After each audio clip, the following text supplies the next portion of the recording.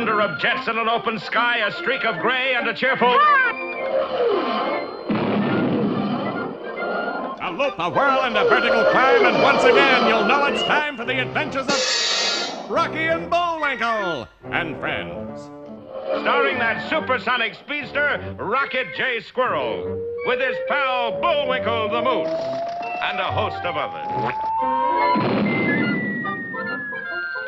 Hurry, Bullwinkle! The show's about to start! I'm coming as fast as I can.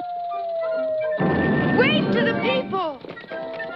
Yay! Now what are you doing? Signing autographs. Let's see. John Smith. But your name is Bullwinkle! I know, but that's hard to spell.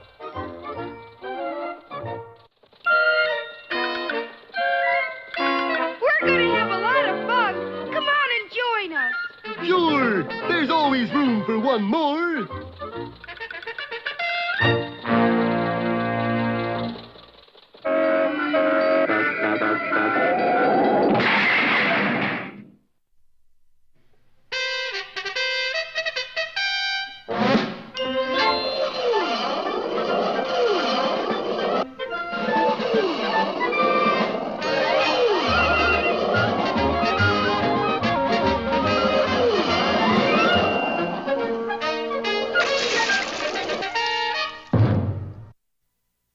You remember that last time we left Boris and Natasha confronted by the sinister shadow of Mr. Big himself, while Rocky and Bullwinkle were plummeting down a mine shaft followed closely by an enormous boulder.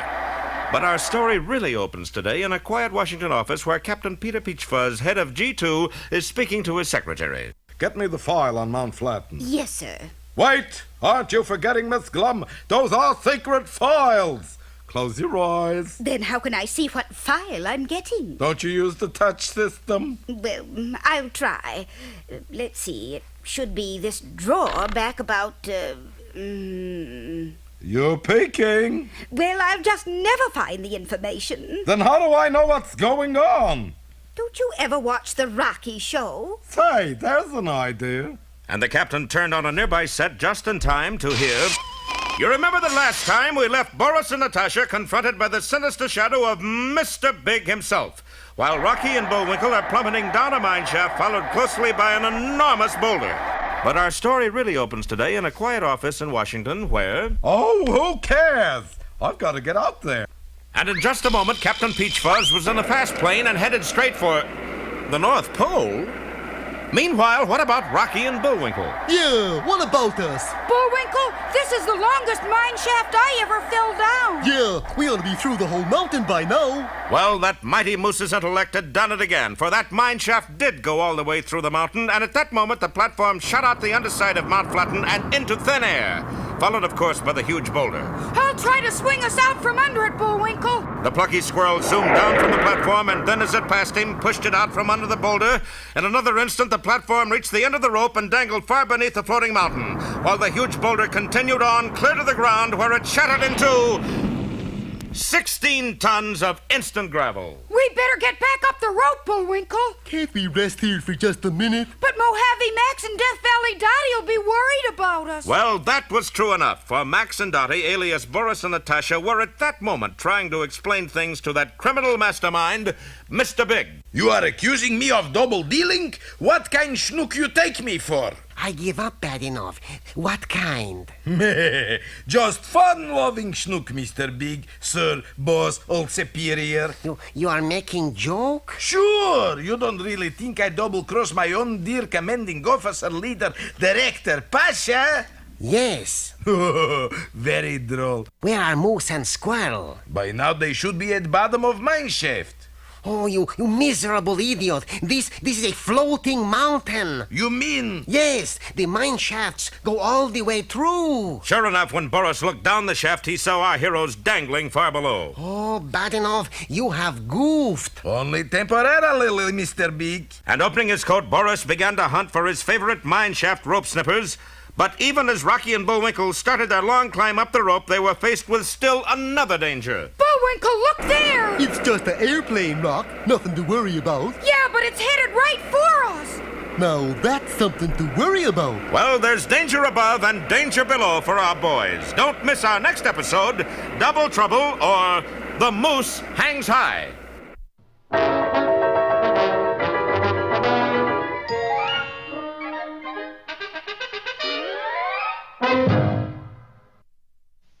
And now it's time for... Time for the dancing fool, Bullwinkle. Again?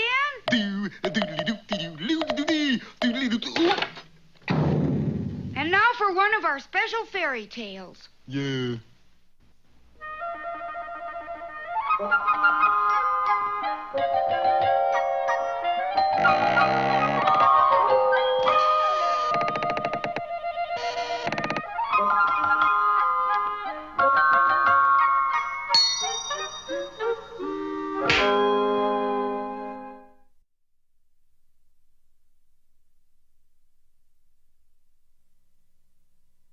Once upon a time, there were 3 little pigs. That's capital P-I-double-G-S. Yes, of course.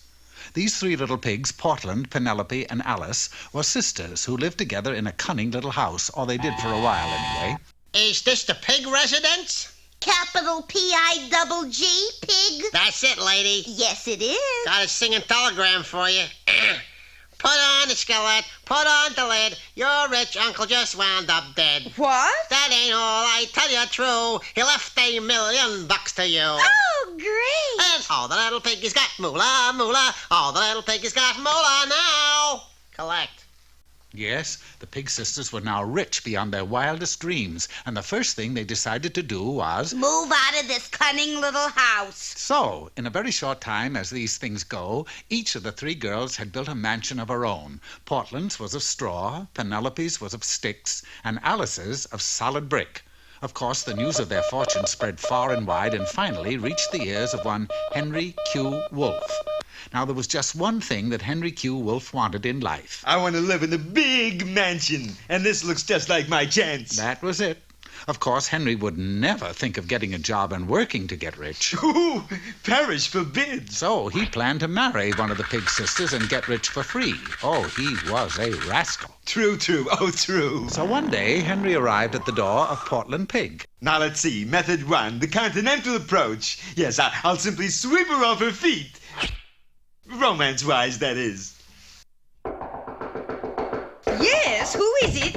Ah, sacre bleu. What is it? Your beauty is absolutely breathtaking. Oh, really? Ah, chérie, may I entrance? Well, Merci beaucoup. Oh, what a charming place you have here. Imported straw. Am I wrong? Am I right? No! Wait a minute. Who are you? Allow me to introduce myself, my little pork chop. Count Henry Q. Wolfe. My friends call me Hank. You can call me Hanky. Well, it looked as if Portland would surely be his victim.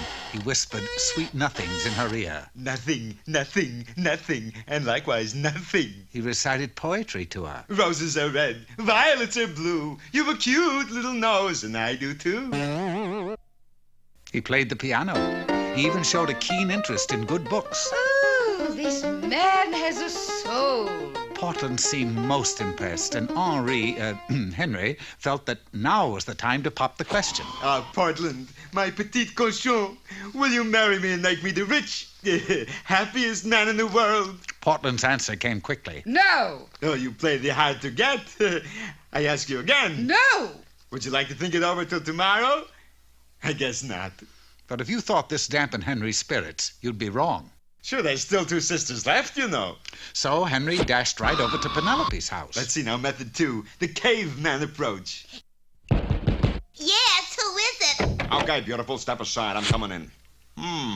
Got the place done in early American stick, eh? Nice, I guess. But I'm gonna make a few changes around here, baby. See here, what do you want? Just you, that's all, honey bunch. I've made up my mind. You're gonna marry me, baby. How do you like them apples? Obviously, she didn't like them apples. Now, Henry had only one chance left, and he hurried to Alice's house. Method 3, the all-out approach. Oh, boy, this one's bound to work. Yes, what do you... I love you, I adore you, I worship you, I can't live without you. Yes, but Please, please say you'll marry me. But- Please, please, please. Well, all right. You said yes. Yes, you said yes. Oh, dear rich Alice, you've made me so wealthy, happy. But I'm... No time for buts, my pet. Come, let us fly together now. Well, they were married immediately, and they set off for a whirlwind honeymoon at Niagara Falls. Look, Alice, you see all the water? Yes, but That's enough. Let's go. And away they went back home, for the wolf couldn't wait to start living in the big brick mansion. This is the life, eh, Alice? Will you listen to me, loudmouth? I'm not Cassandra! Cassandra, would you come here, please? Coming, madam. I thought your name was Alice. That's what I've been trying to tell you.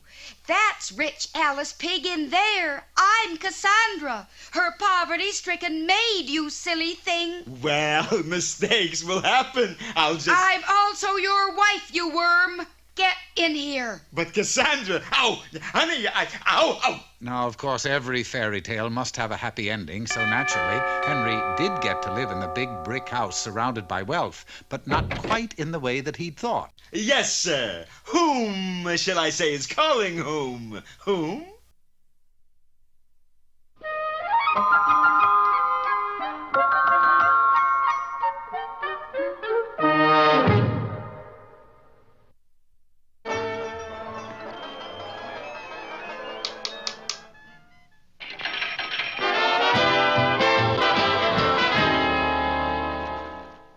And now, here's Bullwinkle's Corner. Hello, poultry people. Today's gem is called The Barefoot Boy. Curtain.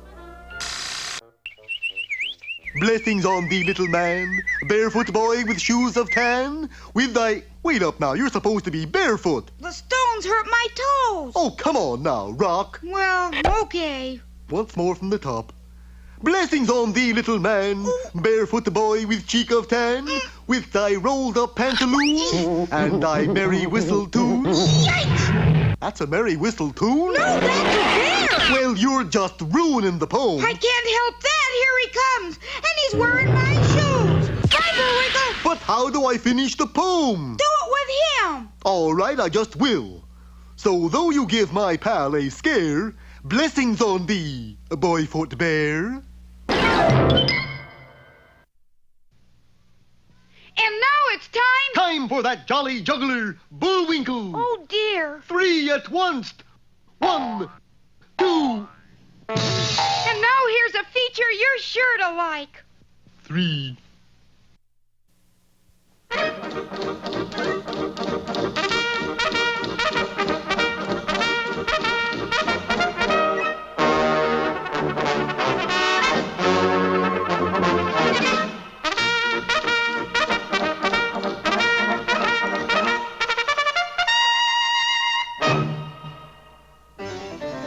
While the great mass of Canadian people were living with a certain amount of tranquility in the upper lower northwest-east region of Canada, a devilish plan was being hatched by that arch-villain Snidely Whiplash. A plan, Homer, that will give us complete freedom to do the nasty little things we do. And they're nasty. Well, I'm going to print a fake newspaper reporting that I, Snidely Whiplash, am Dudley Do-Right's younger brother. Younger? Well, of course, you wouldn't expect me to say I was his older brother, would you? And Dudley, being such a sentimental fool, we'll be able to do all the mischief we want to. That's the Canadian way. In a short time, Whiplash had put his evil scheme to work. There, that ought to do the trick. So Homer, disguised as a newsboy, rode off to the RCMP camp to deliver the paper to Dudley. Paper, mister? I say, that was about the ugliest newsboy I've ever seen. I'll just catch a quick look before I give it to the inspector. Always like to see how Renfrew is making out. What? I can't believe it, but it's in the paper. It must be true. Snidely Whiplash found to be Dudley Do-Right's younger brother. Dudley Do-Right, get in here. Oh, yes, sir, Inspector, and have I got news. Wait till you hear this, Inspector.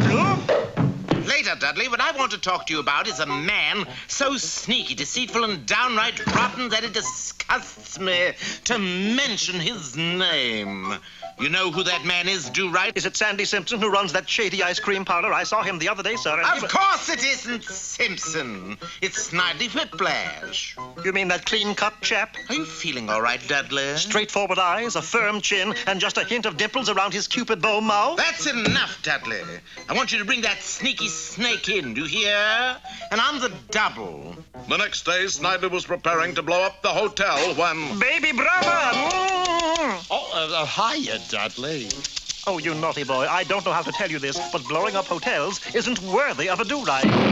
You see, besides being your big brother, I'm also a Canadian Mountie. So you see, I have to take you to see Inspector Fenwick. You did it, Dudley. You brought in that loathsome, repulsive, obnoxious... Now, just a doggone minute there. Sir, I won't have you talking about my baby brother that way. Your what? Go on, kick him, beat him. Don't you realize that all his life he's been kicked and beaten emotionally? And it's all my fault. Oh, for heaven's sake. I'm quitting the force, Inspector, because I've learned blood is thicker than water. So Dudley decided to give Snidely the one thing he'd been denied in his childhood, mother love. First, he dressed him in a Lord Fauntleroy suit. Now we'll have to do something about this shack. There now, did you wash behind your ears? Let me see. Come on now, Dudley, a joke's a joke. All right, you can run out and play, but remember, I'll be watching you, and if I see you with that awful Homer boy, you'll have to stay indoors for a week. And no Winnie the Pooh. Whoa, wait. Hey, Snidely. You remember what happened the last time Dudley saw us together? Yeah, you had to stay indoors for a week. Yeah, and no Winnie the Pooh. Yeah, he's a regular Dr. Sprock. I'd have been better off in a stockade. There must be a way out of this. Whom are you talking to whom, baby brother? Nobody, big brother Dudley. Listen, Homer, you've got to print a retraction. Say the whole thing was a mistake, that I'm not his brother after all. It's the only way out of this mess. Okay, baby. And don't call me baby brother. Ah, the evening paper. Just see how Renfrew's getting along. Aren't you going to read the front page, Dudley? Oh, no, I've stopped reading the front page. Those headlines are too depressing. Curses foiled again. But realizing that the RCMP camp could no longer do without Dudley Do-Right, the inspector's daughter Nell went to see Dudley and try to bring him back. Dudley Do-Right, the whole RCMP camp misses you. Why don't you come back? How can I, Nell? I've got responsibilities, but you could do one thing for me. What is that? Give my horse these lumps of sugar. Here, I'll wrap them in this paper. But as Dudley started to rap, he started to read. Snidely Whiplash and Dudley Do-Right are not brothers. Then I've been the victim of a ghastly hoax. Ooh, that does rouse my ire. His ire roused, he waited for Snidely. Big brother Dudley. And so, Inspector, it turned out Snidely Whiplash wasn't my brother after all. Well, did you bring in Snidely Whiplash? Not entirely, Inspector, but I did bring part of him. What part? His mustache. Well, Homer, I lost a big brother, but I also lost most of my upper lip. You look terrible, boss. Yeah, but you know something? What? It was worth it.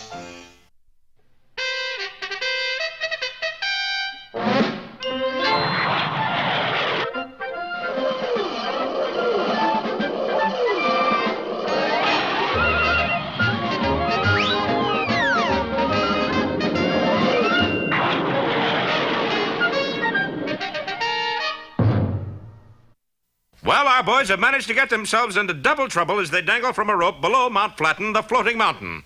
Not only is a fast plane zooming right at them, but far above, Boris Badenoff is preparing to cut the rope, watched closely by his shadowy superior, Mr. Big. Why are you hesitating, Boris? Just wondering whether to cut all at once or little by little. Oh, little by little, to be sure. The fun lasts longer. So Boris just lightly nicked the outside of the rope, then watched gleefully as the strands broke one by one. Delightful, isn't it? Oh, Mr. Big, you really know how to live. But at the other end of the rope, our heroes had more immediate problems to worry about. Hey, that plane's getting closer, Rock. Hang on, Bullwinkle! And the speeding jet roared by right underneath them. Well, thank goodness that's over. Not quite, Bullwinkle. He's turning. Sure enough, the plane reversed itself and headed back for them upside down. I wonder who's in that plane. Search me, but it's somebody who don't know upside down from right side up. That could only be one person I know of. Captain Peach Fuzz. But he's a close friend. Too close if you ask me. He'll hit us next time. Well, maybe I can stop him! And Rocky launched himself through the air after the jet plane. As far above, the rope drew nearer and nearer to the breaking point. Slowly, the flying squirrel drew abreast of the roaring jet and soon saw the reason for its strange actions. The pilot was indeed Captain Peter Wrongway Peachfuzz. Golly, he's headed for Bullwinkle again!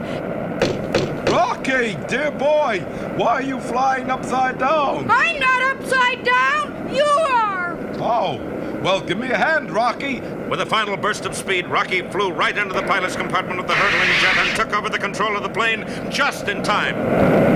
Boy, that was a near thing. But anyway, Bullwinkle is safe at last. Well, even Rocky can be wrong, for at that moment, at the top of the mine shaft, the rope parted. Delightful. Thank you for an enjoyable 3 minutes, Badinov. Any time, boss man. Down and down fell the miserable moose, still clinging to the now useless rope. It's not much, but it's all I got. But at that moment, Rocky's sharp eyes spotted his plummeting figure. Bullwinkle! And Rocky aimed the jet right at his pal. Downward it flashed faster and faster and finally caught up with the moose. Bullwinkle, grab onto the tail! Right, Rock. Meanwhile, far above them, Boris was still basking in the approval of his superior. Badinov, you're a no-good, double-crossing scoundrel. Please, Mr. Big, you'll have me blushing in a minute. And in recognition of your services, I'm going to give you a little something. Boris, darling, Moose has been saved by Squirrel. You interrupting, Natasha. Yes, Mr. Big. What were you going to give me? I'm going to give you 5 minutes to get rid of that moose and squirrel, you bungler! And the mysterious shadow disappeared from view. Okay, Miss Big Mouth. How you know they been saved? Look down there. But when Boris looked down the shaft, he seemed strangely delighted. Look, Hannibal. Sure enough, the jet plane was still roaring earthward, with Bullwinkle clinging to the tail. Don't you think you ought to pull out now, Rock? Bullwinkle, I am, but nothing's happening. And Rocky tugged vainly on the plane steering column as the jet flashed lower and lower. Don't miss our next fun-filled episode. Fun-filled? Jet Jockey Rocky or the One-Point Landing. Well,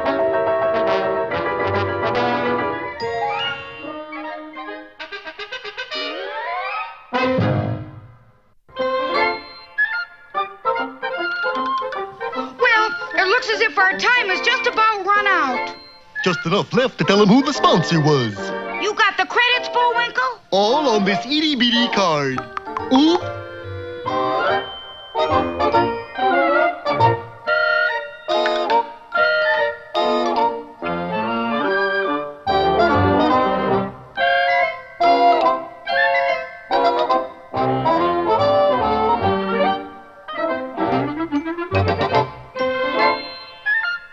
We're late again, Bullwinkle. Right. Bye now. See you next time.